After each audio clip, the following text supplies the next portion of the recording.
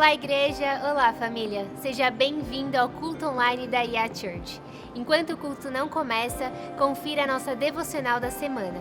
Temos certeza que Deus irá falar com você. Deus abençoe. Olá, eu sou a pastora Mariana Adams e eu quero trazer uma palavra para você hoje. Lá no livro de João, capítulo 14, verso 16, Jesus falou assim: "E eu pedirei ao Pai, e Ele lhes dará outro Consolador, que nunca os deixará." Jesus, quando Ele foi fisicamente para o céu, Ele não nos deixou sozinhos. Deus nos deu o Espírito Santo, que é o nosso Consolador. O Espírito Santo, ele nos consola, nos abraça quando nós precisamos de um aconchego desse jeito. Mas Consolador vai muito além do que isso. Consolador também significa confortador. E você sabia que a palavra confortador, ela perdeu o significado original com o passar dos anos?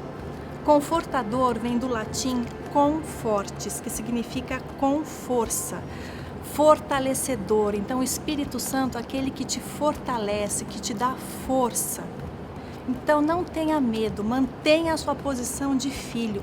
Nada de ficar no fundo da caverna achando que não tem mais jeito, que está tudo acabado, cancelando teus sonhos, teus projetos.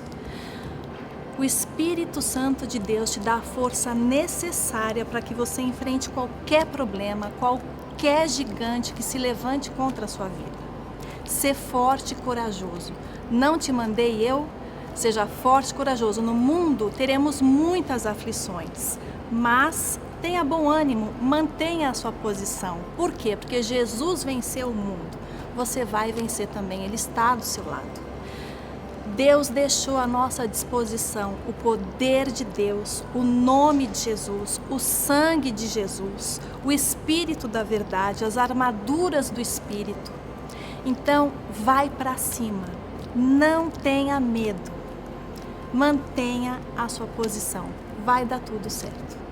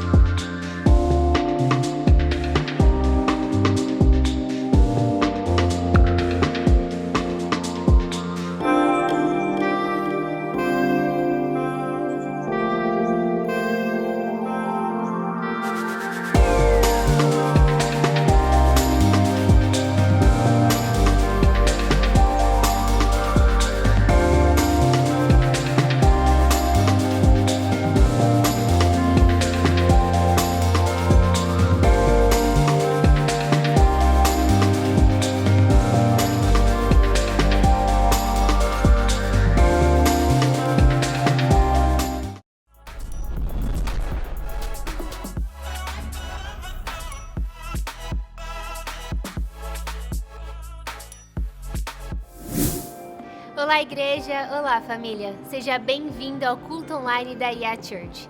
Enquanto o culto não começa, confira a nossa devocional da semana. Temos certeza que Deus irá falar com você. Deus abençoe. Olá, eu sou a pastora Mariana Adams e eu quero trazer uma palavra para você hoje. Lá no livro de João, capítulo 14, verso 16, Jesus falou assim: "E eu pedirei ao Pai, e Ele lhes dará outro Consolador, que nunca os deixará." Jesus, quando Ele foi fisicamente para o céu, Ele não nos deixou sozinhos. Deus nos deu o Espírito Santo, que é o nosso Consolador. O Espírito Santo, ele nos consola, nos abraça quando nós precisamos de um aconchego desse jeito. Mas Consolador vai muito além do que isso. Consolador também significa confortador. E você sabia que a palavra confortador, ela perdeu o significado original com o passar dos anos? Confortador vem do latim confortes, que significa com força, fortalecedor. Então, o Espírito Santo é aquele que te fortalece, que te dá força.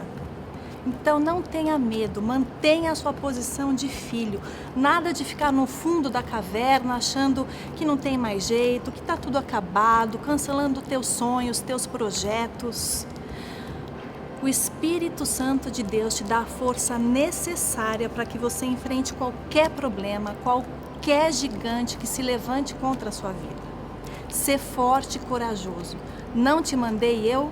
Seja forte e corajoso. No mundo teremos muitas aflições, mas tenha bom ânimo, mantenha a sua posição. Por quê? Porque Jesus venceu o mundo. Você vai vencer também, Ele está do seu lado. Deus deixou à nossa disposição o poder de Deus, o nome de Jesus, o sangue de Jesus, o Espírito da verdade, as armaduras do Espírito. Então, vai para cima, não tenha medo, mantenha a sua posição, vai dar tudo certo.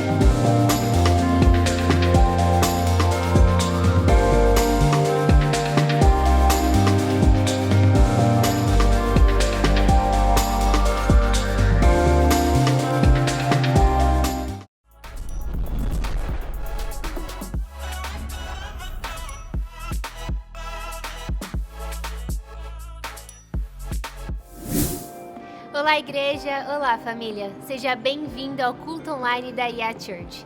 Enquanto o culto não começa, confira a nossa devocional da semana. Temos certeza que Deus irá falar com você. Deus abençoe. Olá, eu sou a pastora Mariana Adams e eu quero trazer uma palavra para você hoje. Lá no livro de João, capítulo 14, verso 16, Jesus falou assim: "E eu pedirei ao Pai, e Ele lhes dará outro Consolador, que nunca os deixará." Jesus, quando Ele foi fisicamente para o céu, Ele não nos deixou sozinhos. Deus nos deu o Espírito Santo, que é o nosso Consolador. O Espírito Santo, Ele nos consola, nos abraça quando nós precisamos de um aconchego desse jeito. Mas Consolador vai muito além do que isso. Consolador também significa confortador.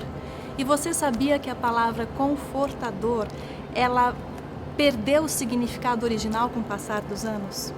Confortador vem do latim confortes, que significa com força, fortalecedor. Então, o Espírito Santo é aquele que te fortalece, que te dá força.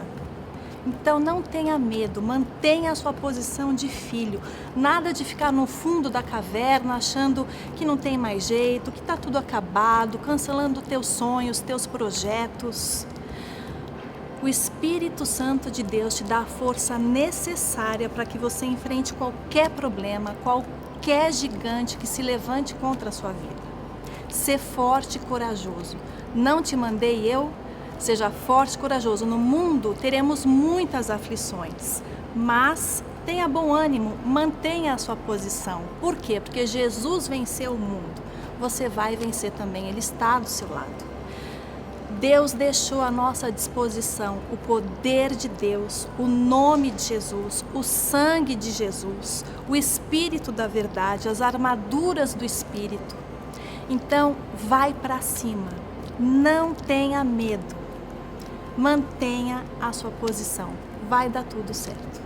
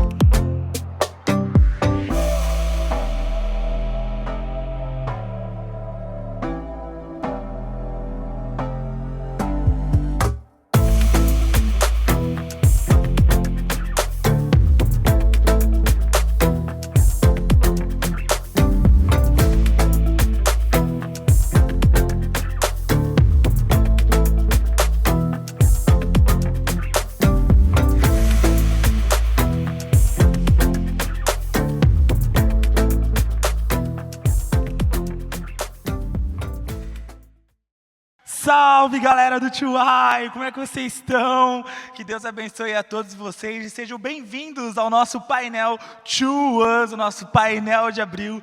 Cara, que tempo especial que a gente está vivendo como Tuai, mesmo online. Cara, quantas palavras poderosas, cara, foram ministradas aqui ao longo de todos os sábados. E toda vez que, cara, vai chegando o Tuas, é sempre o final do mês, né? Eu sempre fico reflexivo a respeito de tudo que a gente passou para chegar até aqui. Então, cara, lá no começo do ano, a gente pôde falar sobre como a gente pode andar contra a cultura do mundo. Depois a gente falou sobre graça. E agora nós estamos aqui falando sobre o Sermão do Monte e as boas-venturanças. Cara, que Deus abençoe a todos vocês. E, se você sabe que isso aqui vai ser sensacional, nós temos um convidado incrível, um grande pastor da nossa igreja. Já pega o link que está no YouTube, já manda para os seus amigos, já manda para sua galera, porque ninguém pode perder o To Us, esse painel de sábado, ninguém pode ficar de fora. Então aproveita, marca aí no chat suas expectativas, vai dando engajamento para o YouTube, entregar o máximo desse conteúdo possível para que muitas vidas possam ser atingidas por tudo aquilo que a gente vai transbordar aqui neste sábado para vocês. Amém? A gente está começando o culto um pouquinho mais cedo hoje, mas graças a Deus está tudo rolando. A gente está nessa fase de movimentação aqui em São Paulo, de acordo com a quarentena, então estamos aqui seguindo todos os protocolos de segurança. E é isso, pessoal. Que Deus abençoe vocês. Agora eu vou trazer a palavra para a minha colega, companheira Isadora Mira. Vem cá. E aí, pessoal, eu sou Isadora Mira, líder da intercessão do Tuai, e eu vim trazer uma reflexão agora de início para já aquecer o nosso espírito aqui, e a gente também vai ter um momento de oração. Eu queria que você parasse agora na sua casa e pensasse, quais foram as palavras negativas que já declararam sobre a sua personalidade, a sua característica, sobre você? Melhor, pensa aí quais são os 3 itens, as 3 coisas que mais te incomoda em você. a respeito da sua personalidade, das suas características. Coisas que você, às vezes, pensa, poxa, será que isso não é um erro? Será que Deus errou ao me fazer? Bom, essa resposta eu já tenho pronta. Deus não erra. E você foi feito de forma assombrosamente maravilhosa, como diz o Salmo 132. Mas eu quero então te trazer uma notícia. Você sabia que muitos defeitos ou coisas que desejamos melhorar, na verdade, são qualidades distorcidas ou algumas coisas em excesso? Pois é, eu vou agora fazer uma oração, eu quero que você engaje aí na sua casa. Porque Deus, Ele tem para você plenitude de vida, plenitude de ser quem você é, de se orgulhar em ser quem você é, de se aprimorar a cada dia. E hoje, na discussão que vai rolar, na conversa que vai rolar aqui no Two Us, eu tenho certeza que você vai identificar coisas que você deseja aprimorar na sua vida. E o Espírito Santo, ele tem poder para te capacitar nessa melhora. Então, eu vou fazer uma oração aqui agora para que você tenha a revelação daquilo que precisa ser equilibrado nas suas emoções, na sua personalidade, nas suas características, aquilo que precisa ser ajustado, naquilo que você precisa declarar a verdade e tirar a mentira, para você se tornar quem Deus te chamou para ser, amém? Senhor Jesus, eu oro agora por todas as pessoas que estão assistindo. E eu peço uma revelação a respeito de como elas podem se tornar quem o Senhor as criou para ser, de forma perfeita. Deus, eu repreendo agora qualquer acusação, eu repreendo qualquer mentira de Satanás e eu declaro que esse culto será esclarecedor, que esse culto trará portas abertas para que eles possam encontrar respostas e eles possam se aprimorar, se aperfeiçoar, mas sabendo que o Senhor não errou ao fazê-lo e que o Senhor os ama do jeito que são. E que o Senhor tem mais, o Senhor tem sempre mais para nós. Deus, estamos abertos para receber a Tua ministração e para sermos aprimorados para a Tua honra e glória, em nome de Jesus. Agora eu quero deixar a palavra com Lucas e Carol Lindolfo. É com vocês. E aí, meus queridos, que saudade de vocês. De verdade, que saudade de estar presencialmente.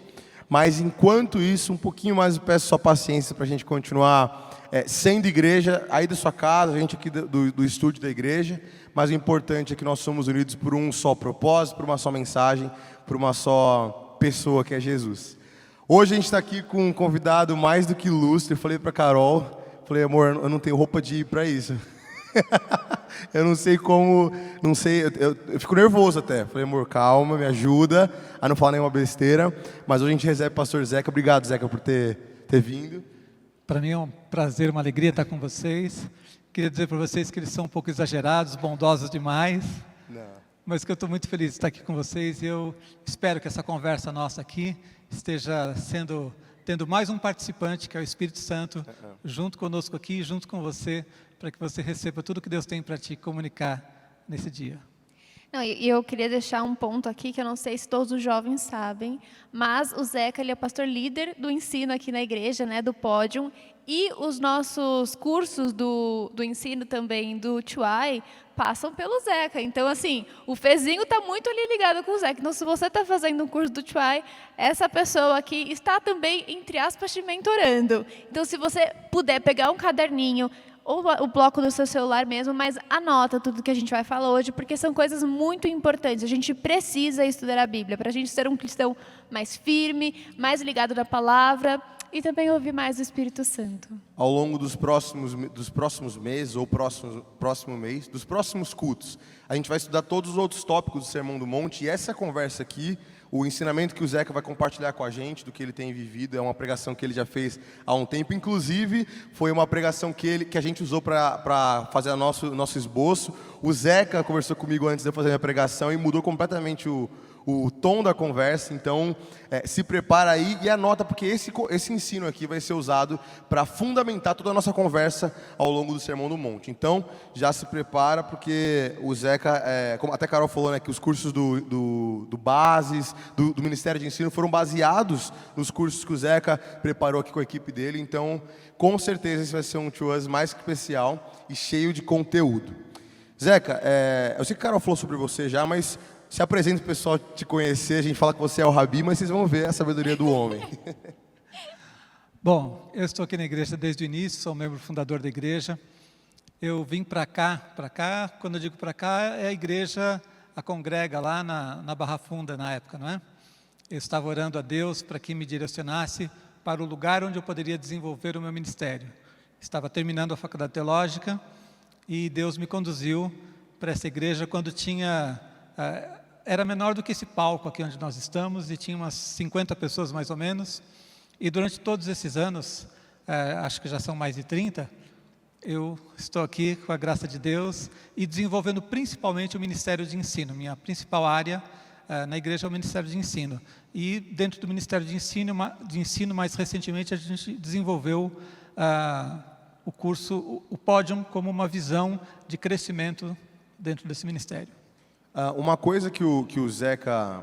Para quem não sabe, eu trabalho na igreja, o Zeca também em tempo integral, e direto eu passo na sala dele e falo, Zeca, me ajuda aqui nesse tema, me ajuda aqui nessa dúvida, me ajuda aqui nessa pregação. Ele dá feedbacks pra gente, né, Zeca, sobre as pregações e ajuda a gente muito nisso. E como eu disse para vocês, no caso dessa série, ele ajudou muita gente nesse começo. E uma coisa que ele aconselhou a gente, que a gente junto ali conversando pensou, foi de começar o estudo do Sermão do Monte fazendo uma pregação exclusiva para fundamentar, para ser o alicerce da conversa, antes de entrar nos tópicos das bem-aventuranças e no que a gente vai tratar ainda mais para frente. E aí a gente foi como foi o primeiro culto aí com vocês. Mas eu queria fazer para você uma pergunta, Zeca, baseada em tudo isso, nessa conversa que a gente teve. Existe alguma coisa que nós, como cristãos, ou quem for estudar o Sermão do Monte, precisa saber antes de analisar? Tem algum alicerce que a gente precisa saber para poder estudar o Sermão do Monte? Olha, o Sermão do Monte é o ensino de Jesus de uma maneira muito clara e específica. Então, qualquer pessoa pode começar a ler e estudar o Sermão do Monte sem um conhecimento prévio. Mas algumas coisas que ajudam a gente a compreendê-lo, primeiro entender um pouco do Velho Testamento para perceber o contraste entre a lei e a graça, e perceber o contraste da amplitude de revelação que Jesus estava trazendo ali naquele momento. E outro detalhe importante de se perceber quando a gente fala do Sermão do Monte é que esse ensino de Jesus, ele estava claramente contrapondo um outro tipo de ensino que havia na época, que é o ensino dos fariseus, a religiosidade. Ao longo do tempo, a gente percebe isso já no Velho Testamento, as pessoas foram se afastando do ideal de Deus. Deus trazia revelações para eles, mas a religiosidade acabava distorcendo os princípios espirituais mais importantes. Então, quando Jesus vem, o ápice dessa religiosidade degenerada, dessa religiosidade errada, humana, contrária à vontade de Deus, era o farisaísmo, né? E Jesus, então, ele tem embates que todo mundo deve conhecer, muito sérios com os fariseus. Jesus é o príncipe da paz, ele é amoroso, ele recebe com amor os pecadores, mas quando ele cruzava com os fariseus, ele trazia umas palavras assim bastante duras, né? Raça de víboras, por exemplo, sepulcros caiados. E não é à toa, Jesus não estava destemperado, ele não estava perdendo a compostura, ele sabia o que estava fazendo. Então a gente precisa perceber que o ensino de Jesus tem um contraponto em relação ao que os fariseus estavam ensinando, ao que o povo estava recebendo dos seus líderes religiosos naquela época.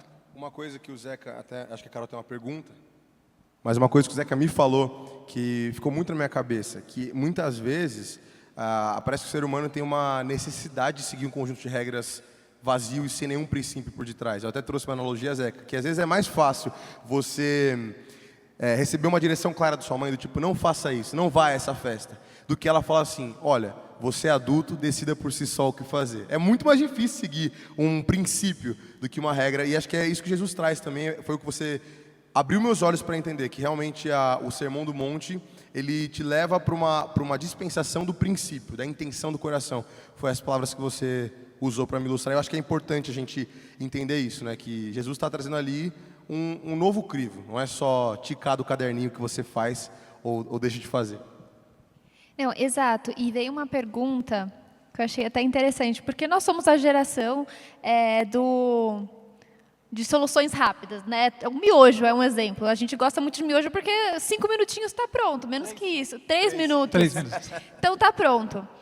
Mas eu sei que isso é um pouquinho difícil de se aplicar à Bíblia, né? Tipo, soluções rápidas na Bíblia, é um pouco difícil. Mas uma pergunta que veio para a gente seriam para você dar 3 dicas de como que a gente então pode passar a viver uma vida que não seja somente filtrada pelo fazer do fazer, o religioso, né? Mas seja por ser filho de Deus, seja o fazer isso porque eu sou o filho de Deus. Quais seriam umas 3 dicas, entre aspas, soluções rápidas? O desafio E um para detalhe, fazer isso. as 3 dicas é intencional, porque para quem não sabe, o Zeca é o rei dos 3 pontos. Então, Já ouvi falar que isso é mito, não sei. Eu escrevi uma vez um texto que era assim, 3 dicas para o sucesso rápido, fácil e sem esforço. E a primeira dica é: esqueça o sucesso rápido. A segunda é: esqueça o sucesso fácil. E a terceira é: esqueça o sucesso sem esforço. Mas eu vou tentar colocar algumas coisas para vocês nesse sentido. A vida cristã, acima de tudo, é um relacionamento com uma pessoa. Isso é algo que você deve ter sempre no coração.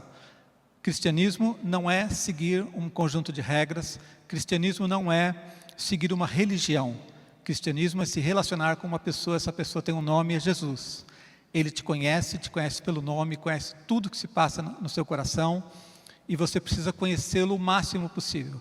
Então, eu acho que a primeira dica é sempre pensar no cristianismo, na sua fé, como um relacionamento com Jesus. Não é vir à igreja, não é seguir a religião dos seus pais, é ter um relacionamento pessoal seu com Jesus. Eu me lembro, não vou querer me estender muito aqui, mas quando John Wesley, ainda no começo da sua vida ministerial, ele teve um momento em que ele estava num navio que poderia afundar a qualquer momento, estava uma situação grave, né? E ele, assustado, percebeu um grupo ali tocando música e tranquilos, porque eram pessoas que tinham um relacionamento profundo com Deus. E depois que passou a tempestade, ele foi conversar com eles para entender o que acontecia, como é que eles podiam estar tranquilos no momento daqueles. E aí, esses irmãos que eram os morávios, eles perguntaram para John Wesley assim: mas você tem certeza que Jesus é o seu Salvador? E Wesley respondeu assim: eu sei que Ele é o Salvador do mundo. Ou seja, tirou do pessoal: eu sei que Ele é o Salvador do mundo. Mas eles insistiram e disseram assim: mas você sabe que Ele é o teu Salvador? E ele respondeu: eu espero que sim.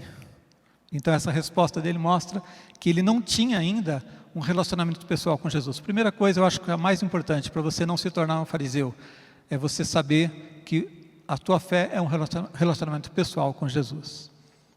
Eu acho que outra dica: cultivar uma vida de oração constante.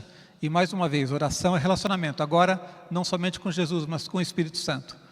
Porque aquilo que está no nosso coração de errado, às vezes a gente demora para entender, às vezes a gente demora para compreender as coisas, mas quando você ora e você é sensível à voz do Espírito, Ele te direciona, te corrige nas coisas em que você eventualmente possa estar falhando. E, já que você quer 3 dicas, a terceira, nunca deixe de estudar a Bíblia, especialmente os ensinos de Jesus. Porque se você estiver craque nos ensinos de Jesus, você não vai se afastar disso, sabe?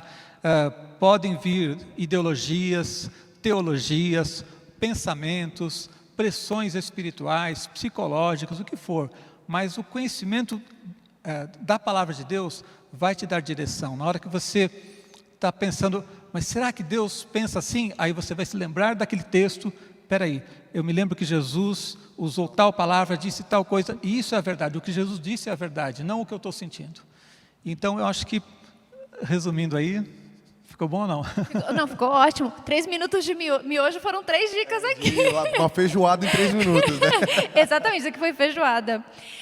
E tem uma coisa que eu acho muito legal, que o Zeca ele deu essas 3 dicas, e quem é equipe estava aqui no Vision Day, sabe que o Chuai, ele tem como base, a gente fez um desenho, né, uma analogia do avião, que uma asa do avião era o ensino, a outra asa do avião era a intercessão e a cabine do avião era o lugar secreto. E é isso, né? Se você quer levantar voo, se você quer seguir o direcionamento de Deus para a sua vida, se você quer conhecer mais ao Senhor, é o ensino, que é aprendendo mais a palavra de Deus, é intercessão, oração, súplica e o seu lugar secreto, que é ali que você vai cultivar seu relacionamento. Sabe uma dúvida que eu tenho, Zeca? Que eu já até achei uma resposta para isso, mas acho que é difícil de expressar isso. Porque o jovem, muitas vezes, ele tem dificuldade em trazer aquilo que é abstrato e conceitual para a prática. Inclusive, a ideia desse To Us é para que a gente traga os temas da Bíblia, que são muitas vezes até fora de contexto, por terem sido escritos há mais de 2000 anos atrás, para a nossa realidade, para o meu dia a dia, para o colégio, para o bailinho, para a reunião com os amigos. Então, uma dúvida que eu tenho, que acho que seria muito legal você, como teólogo mesmo, expor para a gente, como que a gente pode, às vezes, entender os ensinamentos de Jesus? Por que eu pergunto isso? Porque no próprio Sermão do Monte, a gente vai estudar, mas nas bem-aventuranças, como a Carol expôs, alguns temas eles são muito difíceis de serem praticados na prática, né? As bem-aventuranças, elas são um padrão muito alto. E não só nas bem-aventuranças, quando Jesus fala assim, você não quer pegar, seu olho te faz pecar, arranca seu olho, porque mais vale entrar no céu sem o olho, né, do que entrar com os 2 olhos, do que não entrar com os 2 olhos. Então, assim, esse tipo de ensinamento de Jesus, às vezes é complexo de entender. Como é que a gente pode abordar esse tipo de ensinamento? Quais ferramentas a gente precisa se munir para entender o que Jesus quis dizer? Sim. Eu não acho que o ensino de Jesus é difícil de entender. Ele pode ser difícil de praticar, por causa da nossa natureza carnal. Mas os ensinos de Jesus em si, se você prestar atenção, ele sempre foi muito claro. Ele usava figuras, usava metáforas muito claras. Quando ele diz, eu sou a porta, todo mundo sabe o que é uma porta e todo mundo passa por portas todos os dias. Quando ele diz, eu sou o pão da vida, todo mundo naquela época comia pão e se alimentava e sabe o que isso significa, né? Mas o que a gente tem dificuldade às vezes é de viver e andar nos passos de Jesus. Havia um livro muito antigo, acho que foi reeditado, Em Seus Passos, o que faria Jesus. E ele recomenda que você use essa ideia para decidir as coisas, né? Fizeram até pulseirinha, não foi? Desse o que Jesus faria. Isso. Então, quando você estiver diante de uma decisão, pense em seus passos, o que faria Jesus. Essa é a parte mais difícil para nós, porque nós muitas vezes vamos querer fazer a nossa vontade, a vontade da carne, dos nossos desejos, da nossa emoção de um momento, né? E a gente tem dificuldade para colocar isso em prática. Quando ele diz para dar a outra face, a nossa vontade é dar na outra face do outro, de quem nos ofendeu. Então, isso pode ser difícil. Eu vejo pessoas, às vezes, se sentindo culpadas, frustradas, porque se irritam no trânsito e são agressivas, né? Isso é algo do temperamento da pessoa que é difícil de lidar e ela se sente culpada por isso. Então, praticar o que Jesus ensinou pode ser difícil, mas compreender de fato, eu não acho que é difícil. Quem não compreende é porque não está realmente se alimentando da palavra. Porque se você lê a Bíblia, se você lê os ensinos de Jesus com o coração quebrantado, com o coração desejoso de aprender, você não vai se enganar. Agora, para mim o segredo é o coração ensinável. O coração ensinável é aquele que quando lê querendo aprender. E confrontar a si mesmo, confrontar as suas tradições, confrontar o pensamento da sua época. Então, quando você lê a Bíblia com desejo de aprender, olha, não me importa se o mundo está indo para o caminho errado, não me importa se existe um pensamento religioso errado, eu quero saber o que Deus tem para a minha vida. Esse desejo de realmente receber o que Deus tem, é o que faz com que você absorva o máximo. Eu já conheci, você falou de teólogo, né? Eu já conheci teólogos, ou já li livros, de pessoas que escreveram 1000 páginas sobre Jesus, por exemplo, e não criam na ressurreição. Então não adianta nada você estudar tanto, ter tantas fontes de conhecimento e não ter um coração quebrantado, não olhar para a palavra de Deus como palavra viva que é. Então acho que o principal é ter um coração sincero. Se o coração for sincero, se você errar, você vai ser corrigido, vai voltar para o caminho. Eu pergunto isso, Zeca, porque acho que não podia ser mais perfeita sua resposta, porque eu acho que às vezes a gente se aproxima, você me falou isso na nossa conversa, que as pessoas se aproximam da Bíblia com um ponto de partida já com uma pré-interpretação. E ali, às vezes, isso distorce a ideia do texto, né? Então, quando olha lá para o Sermão do Monte, falando das bem-aventuranças, por exemplo, aquilo assusta. O jovem tem muito isso, né? De, meu Deus do céu, eu não sou crente. Eu sou um lixo, eu sou errado. E aí aquilo vira ali a declaração de culpa do cristão. Mas eu acho que isso é uma coisa que mudou na minha vida. Me aproximar da palavra, falando, o Espírito Santo fala comigo. Jesus, o que o Senhor quis ensinar para o povo naquela época, o que o Senhor quer me ensinar. Eu acho que, porque senão também a Bíblia, e o ensino da Bíblia fica algo muito clerical. né? Só quem é o grande teólogo, só quem é o Zeca consegue entender a Bíblia. Mas acho que é muito mais o que você falou sobre relacionamento. E a maneira como você aborda muito mais do que um conjunto de estratégias, né, exegéticas. Para falar difícil, né? A beleza do Evangelho é isso, que não depende de grau de instrução, de erudição. Quantas pessoas a gente conhece, maravilhosas, humildes, que tiveram poucas oportunidades de estudo, inclusive, mas que têm uma vida profunda com Deus, transformada pelo poder de Jesus, né? Não são limitados de maneira nenhuma, porque o Espírito de Deus habitando em nós, o nosso espírito recriado, a palavra de Deus que é viva, o exemplo de Jesus que é maravilhoso e traz de uma maneira mais palpável, prática, tudo isso transforma a vida da pessoa, a vida de oração dela, e ela não fica, não tem nenhum prejuízo, ela não perde nada por não ser um grande teólogo, não conhecer regras de hermenêutica, etc. O que faz realmente o efeito na nossa vida é a nossa comunhão pessoal com Deus. E eu tenho, baseado nesse entendimento também, querido, o seguinte, que mesmo as heresias que surgem de vez em quando, né, a gente percebe que de tempos em tempos surge alguma corrente querendo arrastar as pessoas um pouquinho mais para cá, um pouquinho mais para lá. Se a pessoa tiver esse coração ensinável, e ela lê a Bíblia com esse coração de aprender e não de colocar na Bíblia o que ela pensa, ela sempre vai ser ensinada pelo Espírito. E vai ter segurança, vai ter um caminho correto. Eu acho que isso é muito aplicável, né? Quando a primeira bem-aventurança, né? Os pobres de espírito, porque o reino dos céus, você tem que se achegar a Deus falando, eu não sei nada, no meu próprio entendimento eu não conseguiria a salvação, eu preciso que o Senhor me ensine o caminho. Eu acho que é isso também, né? Por isso que é a primeira bem-aventurança. Mas uma das dúvidas que veio para nós, que eu já vou emendar 2 dúvidas em uma, mas que tem muito a ver. Uma dúvida veio que, acho que essa pessoa também não viu direito os cultos, mas tudo bem, não tem problema nenhum, acontece isso na aula mesmo. As bem-aventuranças são o estatuto do reino de Deus, que enumera condutas para seus seguidores, e se sim, dentre elas e o Sermão do Monte, tem algum que seja de maior relevância, algum ponto que seja acima dos outros? Tá, acho que não para as 2 perguntas. Não é exatamente um novo estatuto, porque a gente não deve olhar para a vida cristã do ponto de vista da lei, né? Senão a gente está simplesmente trocando uma lei por outra lei. A gente precisa pensar na vida cristã, como eu falei, como um relacionamento com Jesus. Mas ela é sim uma amplificação da revelação de Deus. A Bíblia nos diz claramente, em Hebreus diz que, tendo Deus outrora falado de muitas maneiras aos nossos pais, pelos profetas, hoje nos fala em Jesus. E Jesus, no próprio Sermão do Monte, ele diz, ouvistes que foi dito aos antigos, eu porém vos digo. Então, o que Jesus trouxe no Sermão do Monte foi uma amplificação e uma internalização da lei. Ele não removeu os princípios eternos da lei. Ele simplesmente mostrou que eles precisam ser internalizados. É mais ou menos como a ideia que aparece depois, você vê Paulo falando sobre isso, que o principal mandamento é amar a Deus acima de todas as coisas, ao próximo como a ti mesmo, e que nesse mandamento se resume toda a lei. Todos os outros mandamentos, não matarás, não furtarás, qualquer outro mandamento, vai se resumir nesse.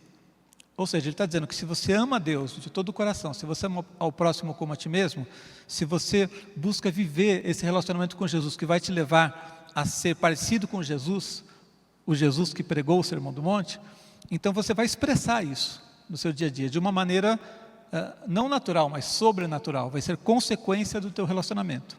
Não vai ser simplesmente uma nova regra, lista de regras que você coloca ali e tenta ticar todas e ver quantos pontos você faz. Foi bem o que a gente... Desculpa, e sobre a pergunta de se existe algum que seja mais importante. Não há princípio ali que seja mais importante. Eu acho que o que Jesus está fazendo é trazendo vários ensinamentos que convergem para a mesma coisa. O que ele está mostrando é a internalização da lei no seu coração, é você viver aquilo por uma experiência com Deus, e o princípio do amor, da graça e da humildade. Eu tenho um trechinho do Sermão do Monte que eu acho que não é que seja mais importante, ele seria um bom resumo quando Jesus disse que nós somos sal da terra e luz do mundo. Eu acho que se você gravar isso, todo o resto vai ter uma cor diferente.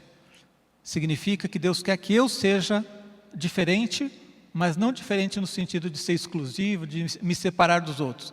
Diferente para influenciar os outros a serem diferentes também. Eu preciso receber a vida de Jesus para que as pessoas vejam Jesus em mim e queiram ser como Jesus. Então o sal, ele tem um sentido negativo, né, de impedir o que é ruim, impedir a decomposição do alimento, por exemplo, e a luz é o contrário, a luz traz o bem. Então o sal seria a figura de impedir as coisas ruins de te contaminarem, e a luz no sentido de você mostrar o bem para as pessoas. Eu acho que ser sal da terra e luz do mundo é um bom tema para as bem-aventuranças todas. Gente, que aula, que aula. Eu não tenho vergonha nenhuma, gente, de falar que as nossas pregações foram inspiradas e até mentoreadas pelo Zeca, porque de fato foi. E até uma coisa que a gente conversou na nossa primeira conversa lá antes de eu mudar o esboço, e é uma dúvida que eu tenho aqui, é sobre essa ilustração quase, essa didática de Jesus, do Sermão do Monte, que se assemelha muito com a história de Êxodo, da entrega dos mandamentos para Moisés. Existe algum tipo de intencionalidade para mostrar essa comparação? Tipo assim, Moisés trouxe aqui a lei, e Jesus agora está trazendo essa ampliação da lei. Você acha que tem uma aproximação, inclusive figurativa disso? Inclusive o fato de que os dois foram no monte, etc., né? É possível que Jesus estivesse aproveitando essa ideia. Mas talvez o motivo principal dele estar ali no monte é que ali você tem uma situação acústica perfeita, né? Quando a gente esteve ali, né, no Monte das Bem-aventuranças, é muito difícil. Imagina eu, você se daria bem talvez com a sua voz aí, mas para pregar para uma multidão ao ar livre, não é muito fácil, né? E ali no local onde foi pregado o Sermão do Monte, você tem uma situação acústica perfeita, em que as pessoas ali à volta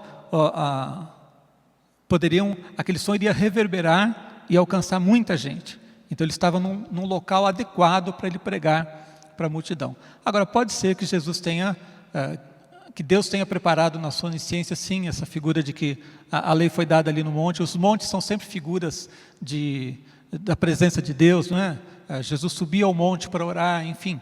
Então pode ser que o fato de que todo esse novo ensinamento, esse ensinamento de Jesus veio também no monte, seja proposital. Eu acho muito legal, pelo menos, que me chama a atenção de imaginar essa ilustração figurativa mesmo, não é nem a semelhança em si, mas a diferença entre um episódio e outro, porque foi algo que eu falei na pregação. Na primeira figura, foi algo assustador, né? E Deus falou, fala para o povo não passar dessa linha, porque quem pisar vai morrer, e tinha trovão e tal. Mas ali no Sermão do Monte, Jesus está ele próprio, o Criador do Universo, falando da boca dele. Olha, é isso que eu espero de quem é um cidadão do reino de Deus. Eu acho que essa é uma coisa que me constrangeu muito, que marcou, acho que o princípio do Sermão do Monte, que é o relacionamento. Não é mais assim, vai lá Moisés, me traz a direção, né? Me traz o conjunto de regras, me traz ali o beabá do Evangelho. Não, é o próprio Jesus sentado e falando ali, ó. Sim, até essa falta de formalidade, né? Você tem ali o Criador do Universo, só que ele está ali numa figura humana simples, sem nenhuma vestimenta especial, sem nenhuma vestimenta sacerdotal, assentado, como se estivesse conversando aqui, batendo um papo com a gente aqui. Acho que foi mais informal do que a nossa conversa aqui, gente. Impressionante isso, né? Então, eu creio que Jesus estava trazendo para eles ali uma maneira diferente de encarar as coisas. De a gente pensar o máximo possível no nosso relacionamento com Deus como algo pessoal. Vou contar uma ilustraçãozinha. Certa vez ali na igreja nossa, ainda na Pio 11, entrou uma pessoa que ia fazer um projeto de iluminação. E ele olhou e ele disse assim, puxa, mas aqui é uma igreja, vocês deveriam levantar esse teto, fazer uma coisa assim suntuosa, como naquelas catedrais, que dá aquela impressão assim da grandiosidade de Deus, né? E aí eu disse para ele, olha, é exatamente o contrário disso que a gente quer. A gente entende que Deus é maravilhoso, Ele é grandioso, Ele é tremendo, mas a gente quer um lugar aconchegante, um lugar em que a pessoa se sinta em família, um lugar onde a pessoa se sinta acolhido, porque a mensagem de Jesus é essa. Então a visão dele era uma visão religiosa que queria colocar aquilo como um templo gigantesco, onde as pessoas se sentissem pequenas, até amedrontadas diante de Deus. E a nossa visão, por causa da palavra de Jesus, da vida de Jesus, do que Ele é para nós, é que o Evangelho é relacionamento com Ele, relacionamento vivo, pessoal e muito próximo, né? Muito bom. O Zeca, eu queria que agora que você falasse um pouquinho, tem um versículo, né, que Jesus fala que Ele não veio para revogar a lei. E até depois ele fala assim, que se alguém tirar uma vírgula da lei, que essa pessoa vai ser castigada e tudo mais. E aí, às vezes, para nós jovens fica um pouquinho difícil de entender. Tipo assim, mas espera aí, isso parece uma coisa totalmente nova e entra em contradição, como que eu faço? Você pode explicar um pouquinho isso para a gente? Sim. Eu acho que esse é um dos assuntos que mesmo os pastores, não o jovem que está ouvindo, mas os pastores, os teólogos, às vezes têm mais dificuldade de explicar. Porque nós respeitamos a palavra de Deus de uma maneira absoluta, né? Nós cremos na palavra de Deus como inteira palavra de Deus. Então a gente não quer de maneira alguma desvalorizar o Antigo Testamento. E aí, com medo de desvalorizar o Antigo Testamento, a gente às vezes deixa de vivenciar uma revelação do Novo. E é uma coisa complexa mesmo. A gente precisa entender como é que ao mesmo tempo que Jesus está trazendo algo novo, Ele está dizendo que Ele não está revogando aquela lei antiga. Então, meu entendimento é o seguinte, que nós não estamos debaixo da lei e não nos relacionamos com Deus pela lei. O que nós trazemos do Antigo Testamento, da Antiga Aliança, são os princípios eternos. Então, tudo aquilo que é princípio eterno na lei, ele é validado no Novo Testamento, validado por Jesus, e nós continuamos a vivê-lo de uma maneira diferente agora, no sentido de que internalizado. Mas a lei era um pacto entre Deus e o seu povo de Israel. Não é um pacto conosco. Nós não fizemos esse pacto, nós não assinamos esse contrato. Eu costumo dizer assim, se você fizer um contrato de aluguel de um imóvel e você não pagar, alguém vai poder cobrar de mim? Não, porque eu não assinei esse contrato. Então, nós estamos na nova aliança. É um novo pacto que Deus fez conosco. Então, não estamos obrigados a seguir os cerimoniais do Antigo Testamento, da lei. Não nos relacionamos com Deus através dos princípios da lei. Nós não nos relacionamos com Deus, por exemplo, através de sacrifício de animais. Tudo isso ficou ultrapassado de fato. E a gente não precisa ter medo de dizer que isso está ultrapassado. Eu não estou falando mal da lei. Eu estou dizendo que dentro do propósito e do tempo que ela se destinava, ela cumpriu perfeitamente o seu propósito. E dali eu extraio os princípios eternos. Mas eu não sou obrigado a fazer isso. Eu soube algum tempo atrás que existia um grupo, uns doidos aí se reunindo numa casa aqui perto e fazendo sacrifício de animais, achando que tinham que fazer aquilo que o Velho Testamento dizia ainda. Então é óbvio que nesse sentido nós não estamos debaixo da lei. E sempre a gente precisa ler a Bíblia inteira através de Jesus. Nós precisamos entender, se Ele mesmo disse que há uma graduação, que há uma progressividade na revelação. Se Hebreus diz lá que, tendo falado antigamente pelos profetas, nos fala hoje em Jesus, eu preciso sempre olhar para todos os princípios anteriores através dos olhos de Jesus, para que eu nunca fique correndo o risco de pegar algum ponto que está desatualizado, né? Eu não posso, por exemplo, ir lá para a lei, para o olho por olho, dente por dente, se Jesus aqui na frente já falou sobre isso e trouxe uma amplificação desse entendimento, né? Eu tenho uma dúvida.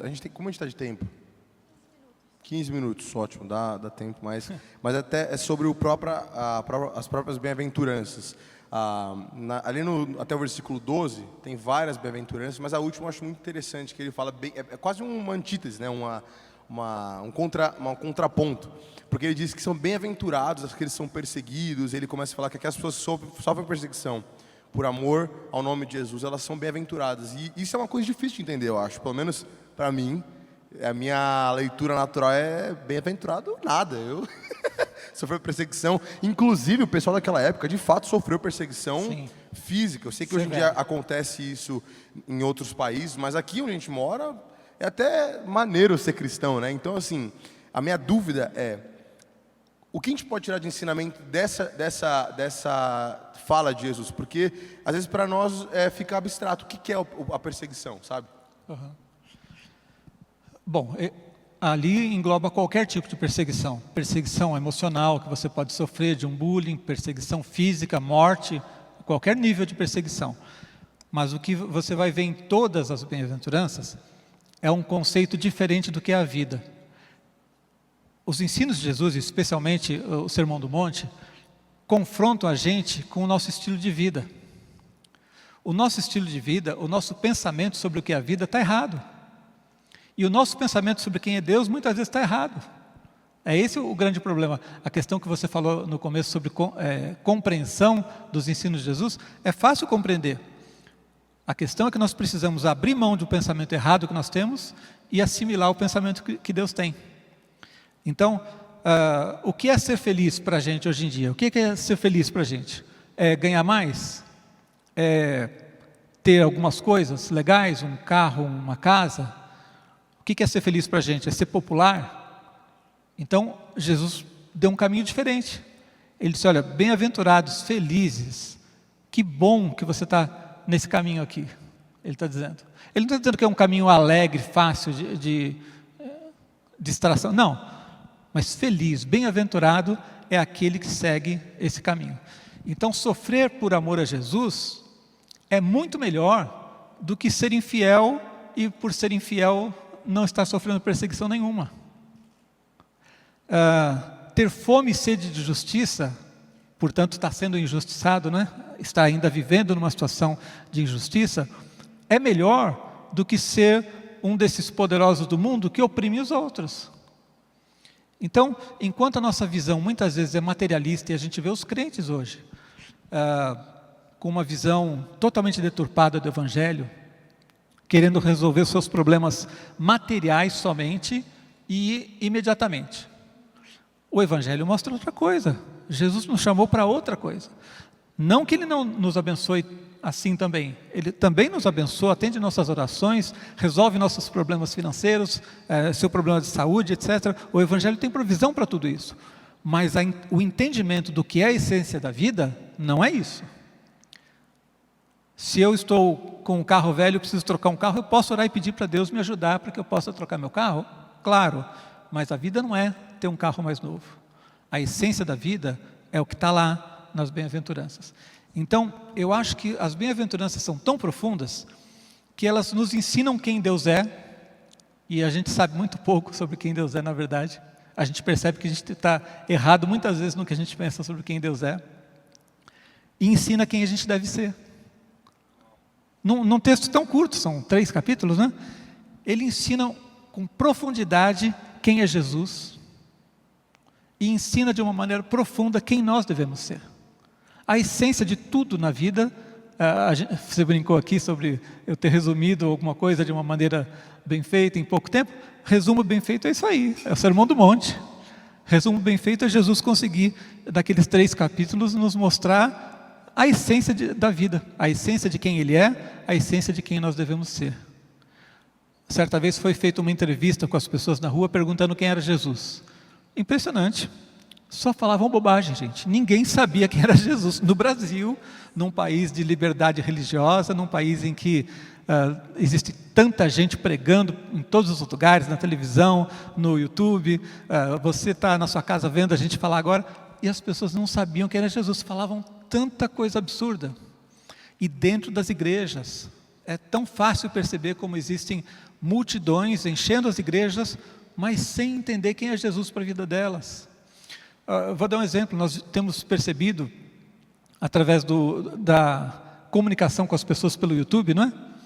Quantas pessoas estão somente preocupadas em saber, isso aqui é pecado? Isso não é pecado? Tatuagem é pecado? Brinco é pecado? Bebida, crente pode beber? E quando você dá uma resposta que contraria o legalismo da religiosidade da pessoa, nossa, você é cancelado imediatamente. Eu vi, por exemplo, um pastor bastante conhecido, não preciso citar aqui, mas ele explicou que, por exemplo, que a bebida moderadamente não era pecado, mas que a Bíblia condena a embriaguez, e um monte de gente entrou massacrando, como se ele fosse um herege, uma pessoa que estava desviando as pessoas da verdade. A gente precisa pensar se a gente realmente conhece Jesus como Ele é e como Ele se revelou no Sermão do Monte, ou se o Jesus que a gente conhece ainda tem muito a ver com a religiosidade que a gente recebeu na nossa cultura, né? A gente vê, infelizmente, algumas atitudes totalmente contrárias ao que Jesus ensinou. Pessoas se expressando nas redes sociais. Essa semana aconteceu um fato bastante desagradável, acho que não vou nem comentar especificamente, não quero julgar ninguém, mas de pessoas cristãs, líderes, expressando um sentimento de ódio, de raiva, em vez de expressar o amor de Jesus. Isso não pode acontecer. Se eu tiver tempo, eu vou contar uma historinha breve que aconteceu aqui na nossa igreja. 7 minutos? Uma pessoa aqui da igreja estava numa padaria tomando um café e entraram 2 pessoas que pela vestimenta dava para perceber que eram cristãs de alguma igreja assim um pouco mais ligada a usos e costumes, etc. E ela de longe viu que elas se levantaram e esqueceram a Bíblia em cima da mesinha onde estavam. E ela então disse assim: irmã, olha, você está esquecendo a Bíblia. Elas se voltaram para ela e disseram assim: irmã, com esse brinco você vem me chamar de irmã? Com essa maquiagem você vem me chamar de irmã? Você vai para o inferno. E aquela pessoa que disse tudo isso acha que é cristã ao máximo. Ela acha que ela é uma defensora do Evangelho, uma defensora de Jesus com esse pensamento. Esse pensamento se encaixa 100% com o pensamento dos fariseus que Jesus condenou tão fortemente. E não parece nada com Jesus. Então nós podemos estar numa igreja e não sabermos de fato quem é Jesus. Então eu acho que eu falei que ser sal e luz era uma das coisas centrais ali sobre o texto, mas eu creio que a gente deve prestar muita atenção na repreensão que Jesus deu aos fariseus, quando Jesus disse assim, que se a vossa justiça não exceder em muito a dos escribas e dos fariseus, você não pode entrar no reino de Deus. Quando eu li isso, desde que eu me converti e comecei a ler os evangelhos, isso me chamou muita atenção. Eu tenho muito medo de parecer com um fariseu. E quem corre o risco de parecer com um fariseu? Nós, que somos religiosos. O cara que está lá no mundão, ele vai cometer 1 milhão de outros pecados.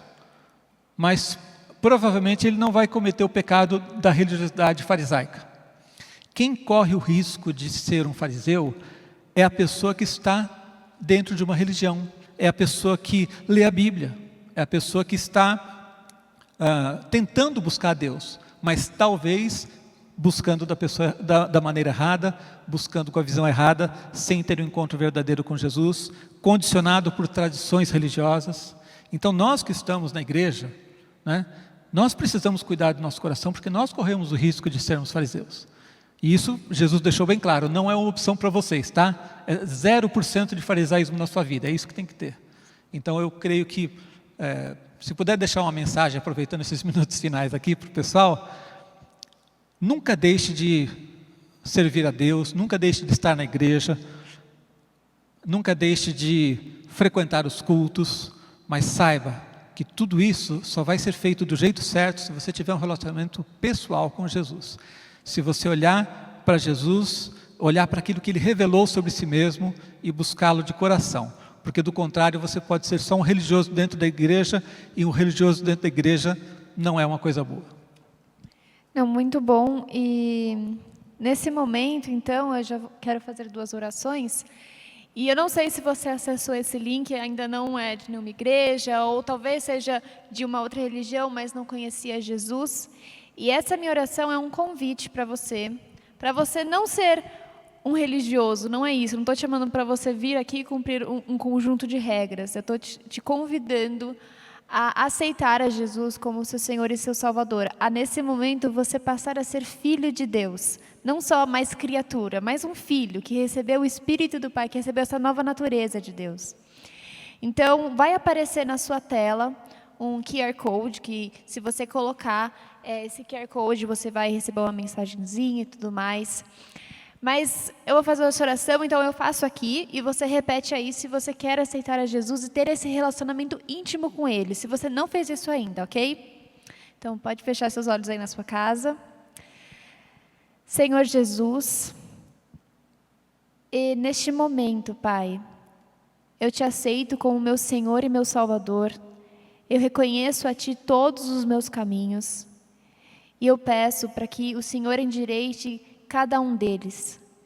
Eu peço, Deus, para que o Senhor escreva meu nome no livro da vida e para que nesse momento o Senhor me limpe e me purifique de todos os meus pecados passados, Deus. Eu peço que a sua vida comece a encher o meu coração, que a sua alegria, que a sua paz e a sua justiça sejam as minhas novas características e que aquilo que está lá no Sermão do Monte, como o Senhor me chamou para ser, que eu tenha essas características de filho neste momento, Pai, que eu receba sobre mim e que, a partir desse momento, o Senhor me dê uma força sobrenatural para buscar os Teus caminhos e seguir os Teus passos. No nome de Jesus eu oro e eu te agradeço. Amém. Amém?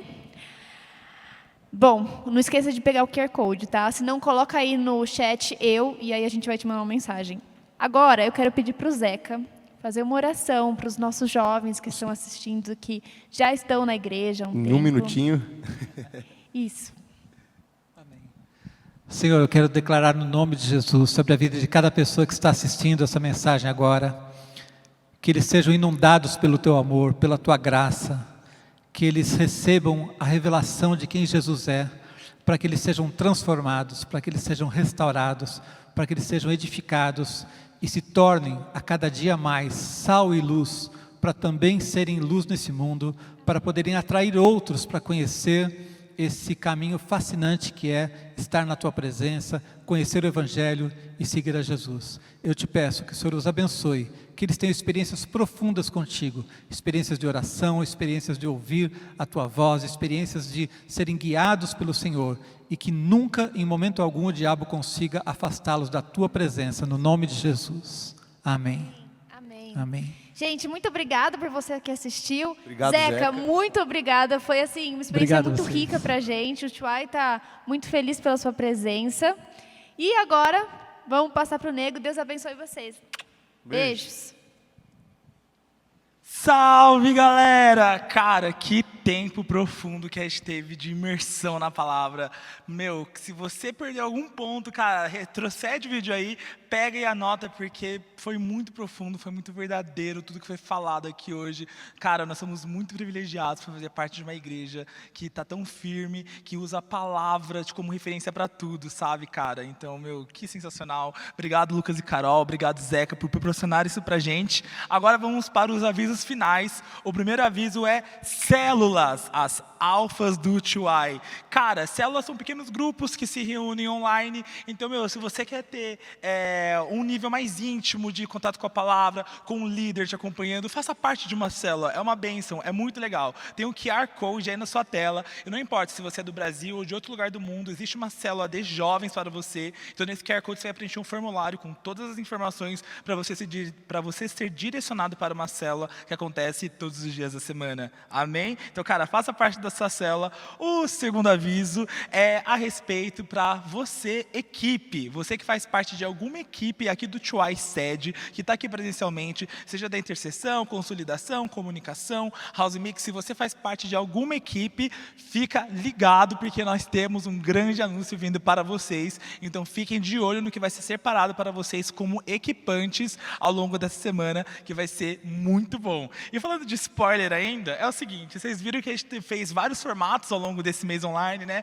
Tivemos o To Us, tivemos outros painéis, essa mudança de câmeras e não sei o que e tudo mais. Entretanto, vamos mudar tudo.